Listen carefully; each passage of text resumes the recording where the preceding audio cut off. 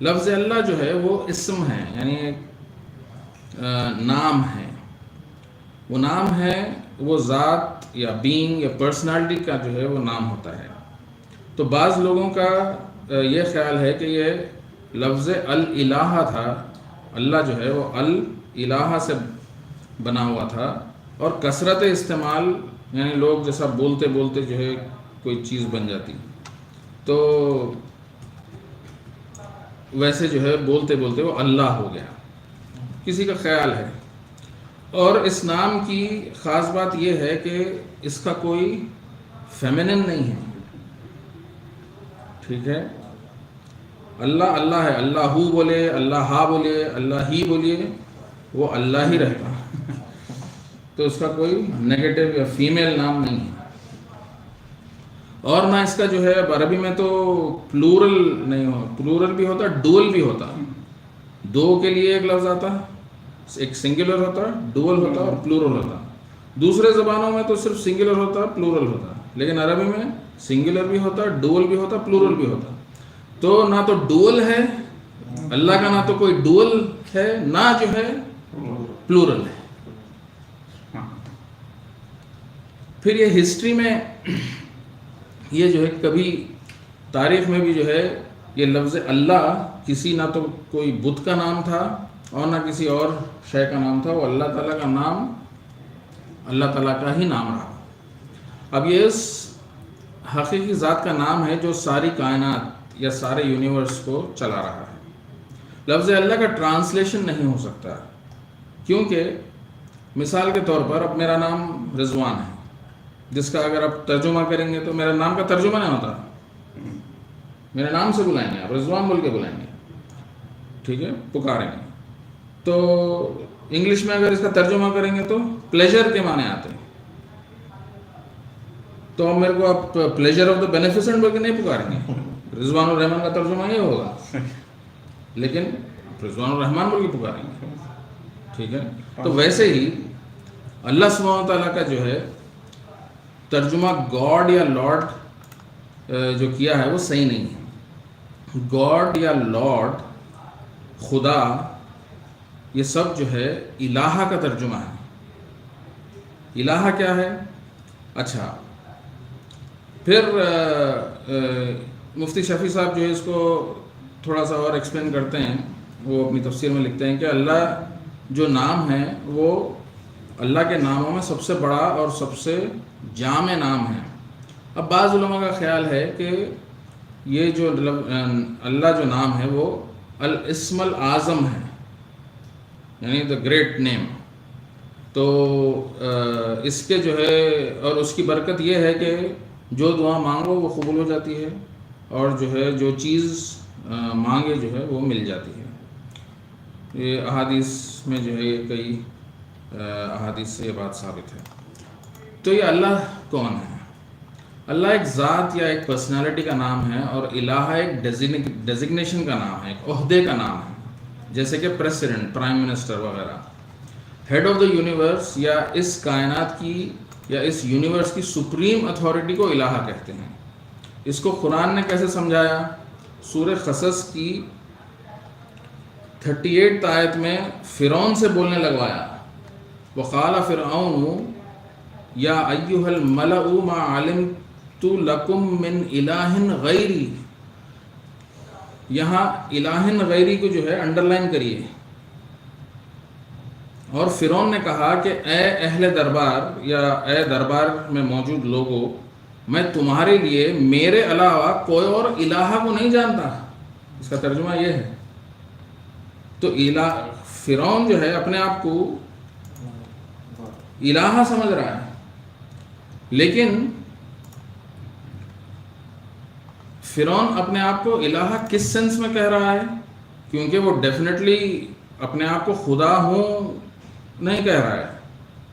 قرآن، کیونکہ قرآن میں یہ آ گیا ہے کہ وہ خود بت پرستی کرتا تھا. قرآن کی ایک آیت سے ثابت ہے کہ فرعون خود جو ہے بت پرست تھا، تو وہ اپنے آپ کو خدا نہیں مان رہا تھا. الہ ہوں بولے تو الہ کس سینس میں ہے؟ وہ اس لیے کہ وہ اپنے آپ کو اپنے کنگڈم میں، مصر میں، ایجپٹ میں सुप्रीम अथॉरिटी था। तो जब मूसा अलैहिस्सलाम ला इलाहा इल्लल्लाह बोल के कलमा पेश करे तो उसने वो पूछने लगा कि भाई ये मूसा अलैहिस्सलाम किस इलाहा की बात कर रहे हैं, क्योंकि सुप्रीम अथॉरिटी तो मैं हूँ इजिप्ट में, ठीक है ना। तो वो सेंस में वो खुदाई का दावा नहीं कर रहा था, बल्कि वो supreme authority as a king जो है, जो उसको पावर हासिल था, उस सेंस में जो है वो समझ रहा था। तो इससे ये पता चलता है कि इलाह एक ओहदा है, एक डेजिग्नेशन है हेड ऑफ द यूनिवर्स का, और उसका नाम अल्लाह है। अब इसको और एक मिसाल से आप समझ सकते हैं, क्योंकि ये इंडिया में जो प्रेसिडेंट होते हैं वो हर 5 या 10 साल में चेंज हो जाते हैं, तो इससे जो है बात अच्छी समझ में आती है कि अब आज नए जो प्रेसिडेंट इलेक्ट होके आए हैं वो द्रौपदी मुर्मू हैं, ठीक है ना। तो इनसे पहले जो है रामनाथ कोविंद थे इंडिया के। तो प्रेसिडेंट का ओहदा जैसे का वैसा है, प्रेसिडेंट ऑफ इंडिया का ओहदा वैसे का वैसा है। लोग चेंज हो जाते हैं, पॉलिटिकल वजह से हो या इंतकाल की वजह से हो या किसी भी और वजह से हो, लोग चेंज होते रहते हैं, शख्सियत बदल जाती है। तो अल्लाह सुब्हानहू व तआला का क्योंकि इंतकाल नहीं होता और ना कोई जवाल या कोई चीज़ उसमें चेंज नहीं आता, तो इसीलिए अल्लाह ये इलाहा के ओहदे पर सिर्फ अल्लाह ताला फायज है। इसीलिए हम ये मानते हैं कि ला इलाहा इल्लल्लाह, तो अल्लाह ताला के सिवा कोई और इलाहा नहीं है। जो सुप्रीम अथॉरिटी पूरी कायनात की जो सुप्रीम अथॉरिटी है वो अल्लाह ताला से हटके कोई और नहीं है। ये हमारा ईमान है।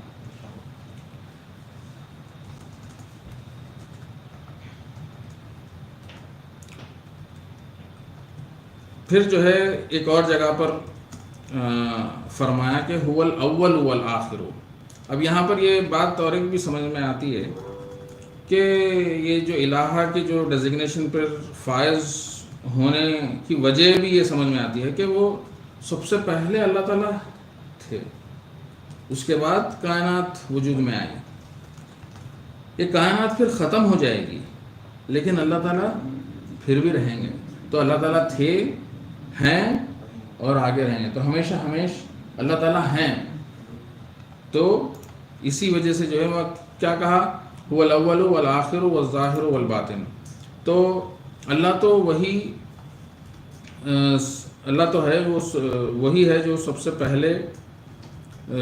पहला वही है, और वही सबसे पिछला या सबसे आखिर, और वही सबसे ज़ाहिर और वही सबसे पोशीदा या छुपा हुआ।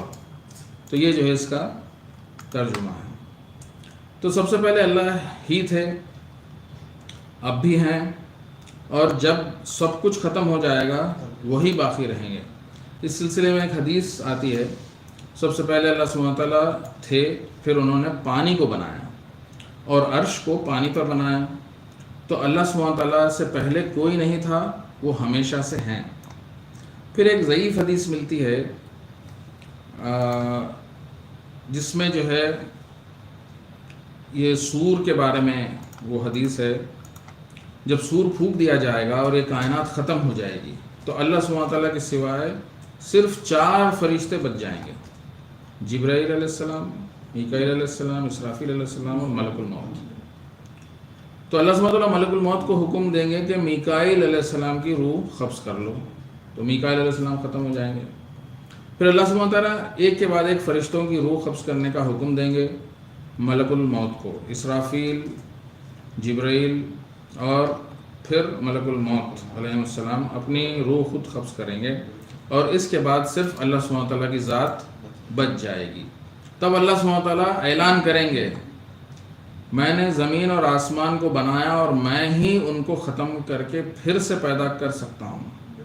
कहाँ है जब्बार और जुल्म करने वाले, तकब्बुर करने वाले? सवाल करेंगे, कोई जवाब नहीं देगा, क्योंकि कोई होगा ही नहीं, कोई जवाब नहीं देगा। फिर से अल्लाह सुब्हानहू व तआला ऐलान करेंगे, आज किसकी बादशाहत है?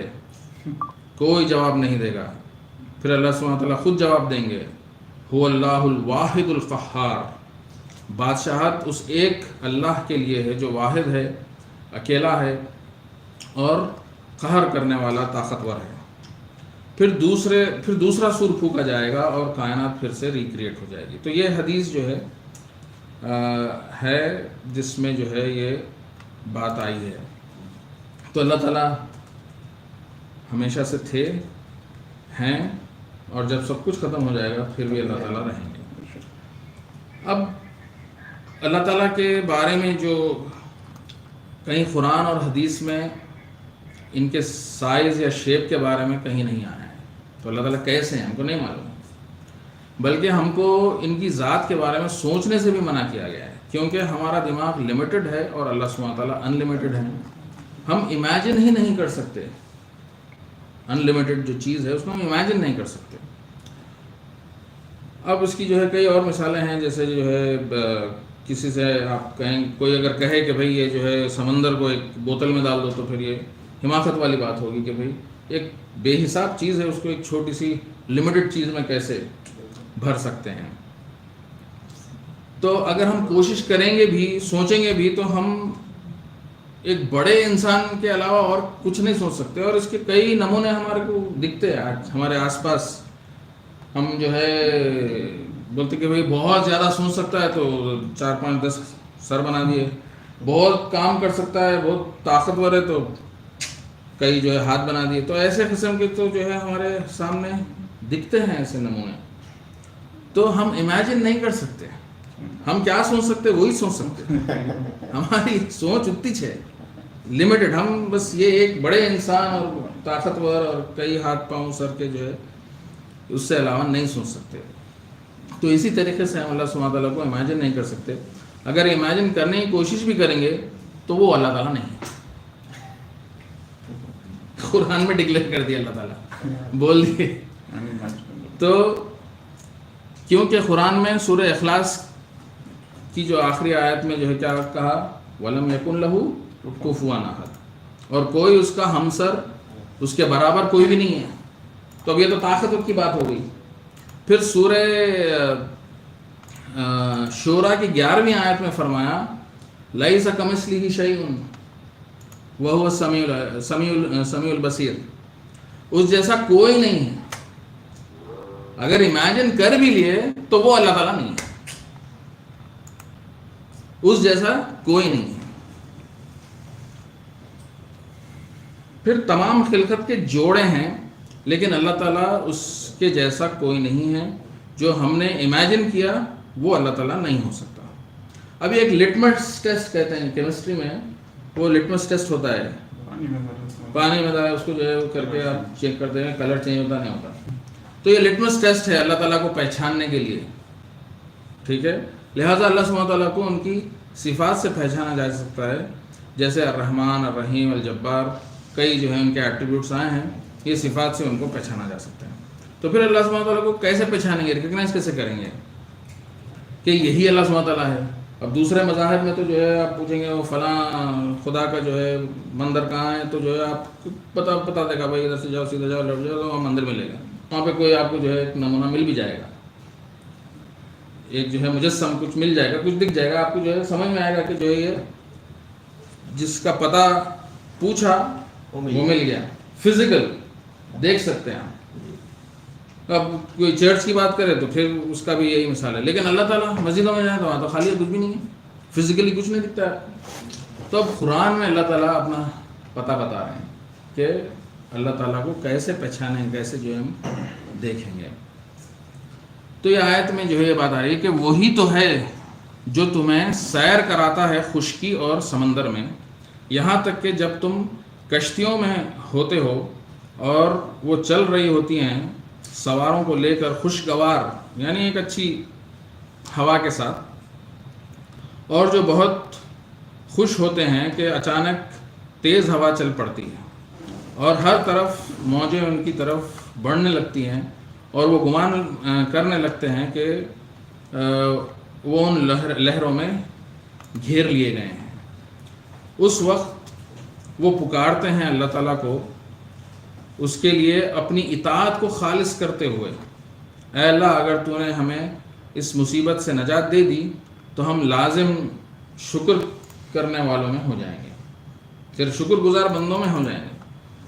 تو اب یہاں پر کیا ہوا، تو مصیبت کے وقت جو کچھ ہمارے دماغ میں جتنے بھی امیجنری چیزیں تھیں، فزیکل یا امیجنیٹو، جو کچھ بھی کہہ لیں آپ، وہ سب کچھ ہمارے دماغ سے چلی جاتی ہیں، صرف ایک ذات کا ہم کو خیال آتا ہے. ٹھیک ہے، جو ہم خالص اللہ کو پکارتے ہیں کیونکہ وہی ہمارے ذہن میں رہ جاتا ہے، تو یہی اللہ ہے. تو ایسے ہم جو ہے اللہ سبحانہ تعالیٰ کو پہچان سکتے ہیں. یہ پتہ اللہ تعالیٰ سبحانہ تعالیٰ نے خود قرآن میں دیا ہوا ہے. اب ہمارا اللہ سے رشتہ کیسا ہے؟ تو اس کو اللہ کے رسول صلی اللہ علیہ وسلم نے سمجھایا. ابو ہریرہ رضی اللہ عنہ کی روایت ہے، یہ حدیث ہم بار بار سن چکے ہیں، جو بخاری نے ٹرانسمٹ کیا ہے کہ انسان مجھے تکلیف دیتا ہے، زمانے کو گالی دیتا ہے، جبکہ میں زمانہ ہوں، انا الدہر، میں ہی زمانہ ہوں، میں ہی دن اور رات کی ہیر پھیر کرتا ہوں. پھر قرآن میں سورہ مجادلہ کی 7ویں آیت میں فرمایا کہ کیا تم نے نہیں دیکھا کہ اللہ جانتا ہے ہر چیز جو آسمانوں میں ہے اور ہر چیز جو زمین میں ہے. تم میں سے 3 بات نہیں کرتے وہ 4تھا ہوتا ہے، تم میں سے 5 بات نہیں کرتے وہ 6ٹھا ہوتا ہے، اور نہیں ہوتے اس سے کم یا زیادہ مگر یہ کہ وہ ان کے ساتھ ہوتا ہے.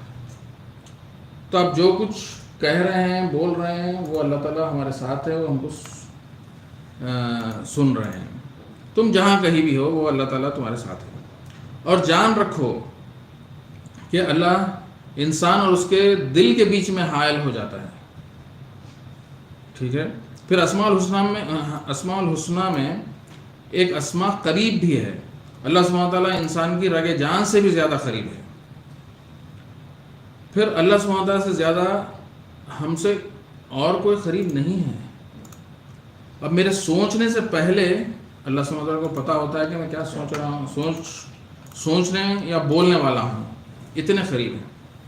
پھر یہ انا الدہر کی حدیث جو ہم نے سنی، اس میں کیا ہو رہا ہے؟ زمانہ گزر رہا ہے، میری زندگی گزر رہی ہے، ٹائم چلا جا رہا ہے، وقت کے ساتھ ہر چیز فنا ہو جائے گی. ہر ایک کو اللہ سبحانہ تعالیٰ کا ایکسپیرینس ہو رہا ہے، لیکن ہم کانسنٹریٹ نہیں کر رہے ہیں. اللہ تعالیٰ ہے،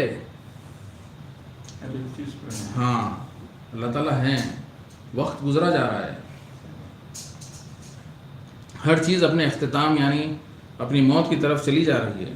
تو یہ زمانہ ہے، یہ اللہ سبحانہ تعالیٰ ہے. ہم دیکھ نہیں سکتے، ہم سن نہیں سکتے، لیکن محسوس ضرور کر سکتے ہیں. اللہ سبحانہ تعالیٰ ہر چیز کو اپنے احاطے میں لیے ہوئے ہیں، ہر چیز کو گھیرے ہوئے ہیں. کیسا گھیرے ہوئے ہیں یہ ہم کو نہیں معلوم. وہ ہر جگہ ہے جیسے کہ اس کی شان ہے. ہم نہیں امیجن کر سکتے، کیونکہ ہم جو بھی امیجن کریں وہ اللہ تعالیٰ نہیں. تو جیسے اس کی شان ہے ویسے وہ ہر جگہ ہے. وہ ایک حدیث میں آتا ہے کہ پھر قرآن کی آیتوں میں بھی ہے کہ اللہ تعالیٰ جو ہے عرش پر ہے. پھر ایک حدیث سے بھی جو ہے وہ ثابت ہے کہ جو ہے وہ اللہ تعالیٰ کے بارے میں پوچھا گیا تو جو ہے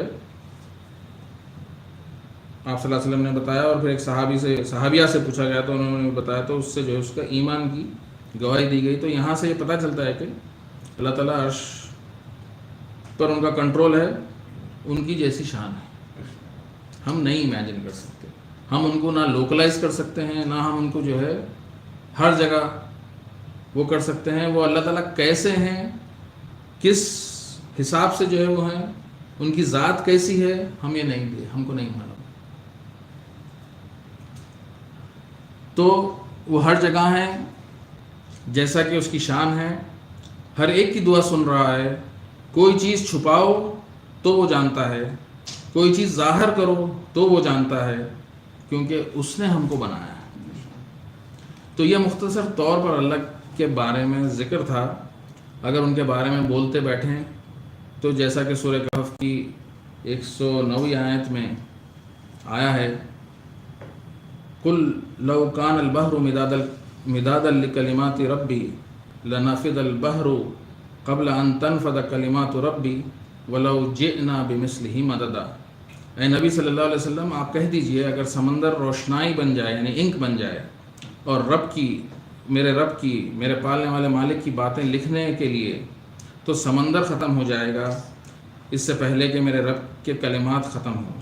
اگرچہ اسی طرح کا اور یعنی جتنے سمندر ہیں اسی طرح کا سمندر اور بھی لا دیا جائے تب بھی جو ہے مدد کے لیے لکھنے کے لیے، لیکن اللہ تعالیٰ کی باتیں ختم نہیں ہوں گی. پھر اور ایک جگہ پہ فرمایا کہ جو ہے سورہ لقمان میں آیا ہے کہ 7 سمندر انک ہو جائیں اور سارے درخت پین ہو جائیں. انک ختم ہو سکتی ہے، پین ختم ہو سکتے ہیں، لیکن اللہ کا ذکر، اس کے صفات اور اس کے کارنامے اور اس کا ذکر کبھی ختم نہیں ہوگا. تو بسم اللہ کا مطلب تو ہم تینوں چیزوں کو دیکھ لیے، بی اسم اللہ. تو بسم اللہ کا مطلب ہے اللہ کے نام سے، ان دا نیم آف اللہ. جیسے کہ گورنمنٹ آرڈر نکلتا ہے وہ کوئی پریسیڈنٹ یا گورنر کے نام سے شروع ہوتا ہے، in the name of the president of India. ایک آرڈیننس نکلتا ہے، ویسے ہی یہ قرآن بھی ایک آرڈیننس ہے جو اللہ کے نام سے نکلا ہوا قانون ہے. پھر مفتی شفیع صاحب اپنی تفسیر معارف القرآن میں لکھتے ہیں کہ پھر وہ لفظ بی پر واپس آتے ہیں. وہ لفظ بی کی وجہ سے یہاں ترجمے کے 3 پاسبلٹیز ہیں، جیسا ہم نے بتایا تھا. تو یہاں پر اب ترجمے کی پاسبلٹیز کیا ہیں؟ اللہ کے نام سے، ود دا نیم آف اللہ، یہ ایک پاسبلٹی ہے. دوسری پاسبلٹی ہے اللہ کے نام کی مدد سے، یہ مطلب بھی نکلتا اس سے، with the help of the name of Allah. پھر تیسری پاسبلٹی ہے کہ اللہ کے نام کی برکت سے. یہ تینوں پاسبلٹیز ترجمے میں پاسبل ہے، with the benediction of the name of Allah. تو لیکن یہ تینوں معنوں میں یہ جملہ ظاہری طور پر نامکمل ہے. اللہ کے نام سے کیا کرنے والے؟ انکمپلیٹ ہے. سینٹنس کے حساب سے اگر دیکھا جائے، عربی گرامر کے حساب سے دیکھا جائے تو یہ ایک انکمپلیٹ سینٹنس ہے، لیکن یہاں پر انڈرسٹوڈ ہے، سمجھ لیا گیا ہے کیا کہ میں شروع کر رہا ہوں اللہ کے نام سے. تو اس میں یہ چھپا ہوا ہے، میں شروع کرتا ہوں اللہ کے نام سے. تو یہ جو میں شروع کرتا ہوں ہے وہ لکھا نہیں گیا ہے، بسم اللہ میں یہ نہیں لکھا گیا ہے، لیکن یہ انڈرسٹوڈ ہے. ٹھیک ہے، لہٰذا عربی گرامر کے اصول کے مطابق یہ ایک ورب ہونا چاہیے تھا، لیکن وہ نہیں ہے. یہ سمجھ لیا گیا ہے کہ یہ موجود ہے، اس کے اندر انہرنٹ ہے، بلٹ ان ہے. تو بسم اللہ لکھنے کے اعتبار سے بھی اب یہاں پر تھوڑی سی ایک ڈیٹیل یہ ہے کہ اصل میں وہ ہے بی اسم اللہ، بی اسم اللہ، بی اسم اللہ. یہ ایسا ہونا چاہیے تھا، لیکن لکھتے وقت اس کو لکھا گیا بسم اللہ. جو الف ہے، اسم کا جو الف ہے وہ ڈراپ کر دیا گیا.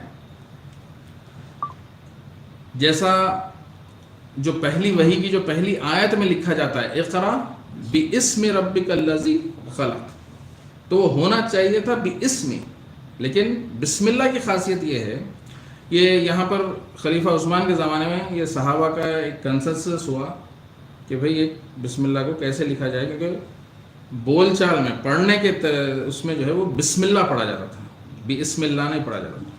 تو یہ کنسنسس کی وجہ سے بسم اللہ کے لکھنے میں الف کو نہیں لکھا گیا. تو یہ جو ہے بسم اللہ لکھا اور پڑھا جاتا ہے.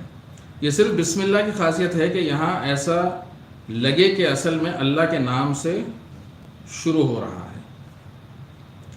اب پھر جو ہے اس کے بعد جو ہے سب سے پہلی جو صفت آ رہی ہے